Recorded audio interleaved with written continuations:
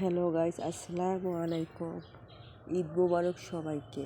আজকে হচ্ছে আমার ঈদের দিনের সকালবেলা ঈদ আয়োজন।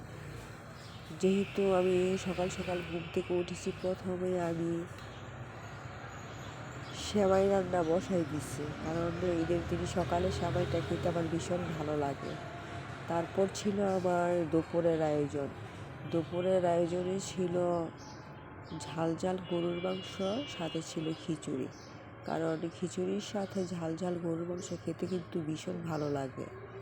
প্রতি বছরে ঈদের দিন আসলে আমি কিন্তু দুপুরের জন্য ঝাল ঝাল খিচুড়ি এবং ঝাল গরুর মাংসটা রান্না করে ফেলি, কারণ দুপুরে আমার এই খিচুড়ির সাথে গরুর মাংস খেতে কিন্তু ভীষণ ভালো লাগে। তাই ঈদের দিন খুব সকালে ঘুম থেকে উঠি, সবার আগে পরে খিচুড়ির সাথে থাকে আমার গরুর মাংস। আমার ঈদ আয়োজনটা খুবই